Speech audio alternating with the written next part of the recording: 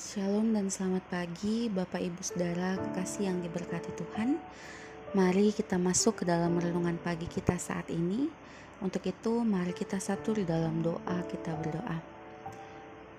Allah Bapa yang bertata di dalam kerajaan surga, yang boleh memberkati kami sepanjang malam peristirahatan kami, saat ini kami memohon hikmat yang berasal daripadamu, agar kami boleh mengerti setiap firman yang akan kami dengarkan di dalam renungan kami saat ini. Dan setiap firman itu kami boleh lakukan di dalam kehidupan beriman kami. Berfirmanlah ya Tuhan, karena kami telah siap untuk mendengarkan. Di dalam nama Tuhan Yesus kami sudah berdoa. Amin. Bapak Ibu Saudara, 2 Timotius pasalnya yang ketiga ayatnya yang ke-14 mengatakan, tetapi hendaklah engkau tetap berpegang pada kebenaran yang telah engkau terima dan engkau yakini dengan selalu mengingat orang yang telah mengajarkannya kepadamu. Bapak Ibu Saudara kekasih yang diberkati Tuhan,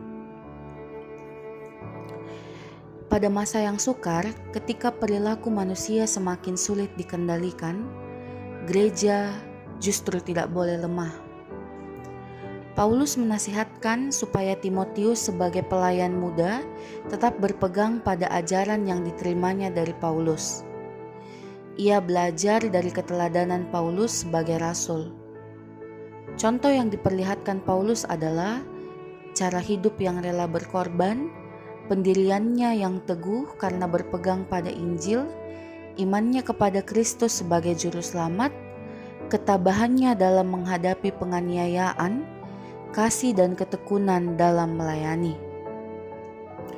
Cara hidup Paulus yang demikian telah diikuti oleh Timotius ketika Timotius berada di Antiokhia, Ikonium, dan di Listra.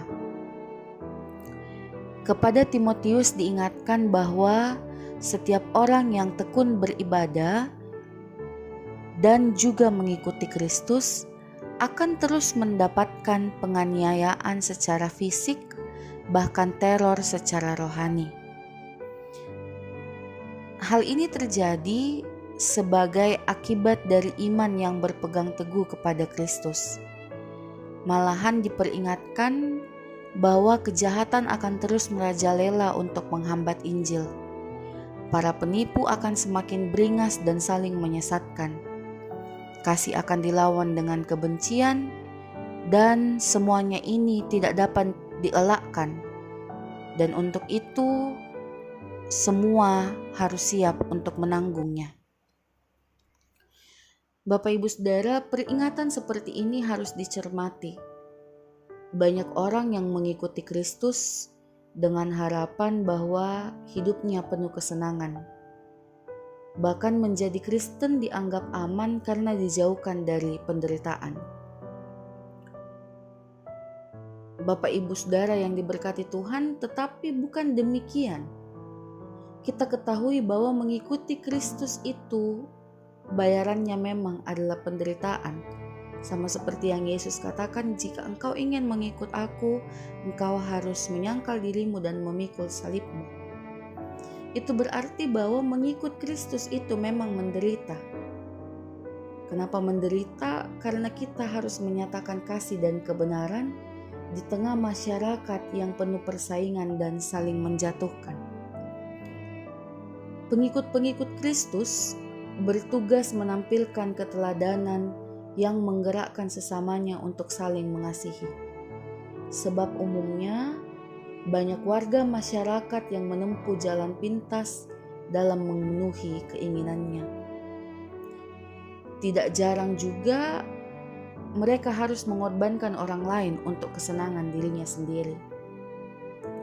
Sehingga semakin banyak orang yang tertindas dan orang-orang yang lemah semakin menderita. Untuk itu Bapak Ibu tetaplah berpegang pada kebenaran di dalam menjalankan setiap tugas dan kehidupan kita di dunia ini. Ingatlah selalu bahwa kita diutus dalam dunia ini sebagai cerminan Kristus, dan kita telah meninggalkan manusia lama kita dan mengenakan manusia baru, yang berarti kita telah meninggalkan sifat-sifat lama kehidupan kita dan kita siap untuk menjadi manusia baru yang telah diperbaharui dan makin menjadi semangat untuk terus mewartakan kebenaran di dalam kehidupan. Bapak Ibu, mari kita berdoa untuk menutup renungan kita saat ini.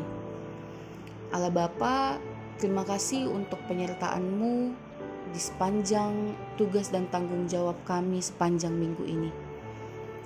Terima kasih juga Engkau boleh memberitakan firman kepada kami saat ini, dan kiranya firman-Mu ini boleh tertanam baik dalam hati dan pikiran kami, serta kami boleh lakukan di dalam kehidupan beriman kami. Ya Tuhan, kami menyerahkan kehidupan kami sepenuhnya ke dalam tangan pengasihan Tuhan. Biarlah Tuhan yang senantiasa ikut hadir di dalam kehidupan kami dan senantiasa menjadikan kami sosok pribadi yang lebih kuat dan bersemangat untuk menjalankan kehidupan kami. Inilah doa kami, ampun untuk setiap salah dan dosa kami. Di dalam nama Tuhan Yesus kami sudah berdoa. Amin.